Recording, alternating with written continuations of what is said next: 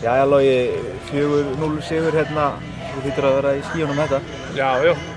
Það var ekki annað hægt en að nota tækifæri þegar að logna í Grindavík að sýna góða leik. Það ekki svo oft sem að flöggin liggja niður með stöngunum en að koma hingað og ná 4-0 sigri, það meira en maður þorði að vona í upphafi.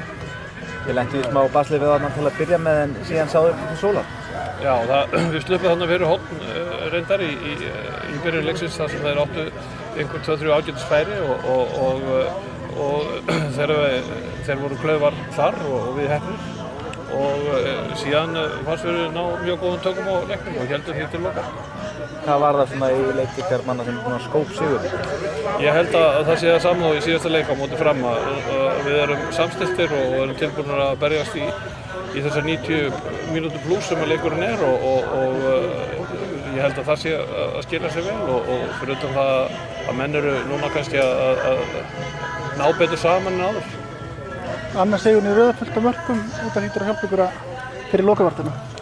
Já, við erum meðvitaðir það. Þetta barátta milli þessara þriggja liða og Fram, Grindavíkur og okkar og ég hef lagt þetta upp þannig að við lítum á hvern leik sem úrslitaleik sem að við förum í það sem eftirlifir þessa móts og það verður stent okkar ágætlega. Menn eru tilbúinir að hlaupa meira heldur mótorinn og halda boltanum innan liðsins og það ekki sjálfgefið að koma hingað og halda markinu hreinu. Þeir eru mjög sterkir í föstum leikatriðum, þeir eru með hávaxið lið og nota það óspart og við þurftum að eru kannski heldur lægri en þeir en við náðum samt að stoppa þetta.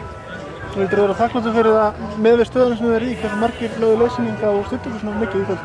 Já, ég er alltaf þakklátur öllum þeim sem að leggja leið sína á okkar leiki og allir menn hafi ekki notað tækifærið og farið nýja veginn og skoða náttúrunni í leiðinni og þannig að við erum ánægð með stuðninginn. Það heyrist líka í þessum mönnum.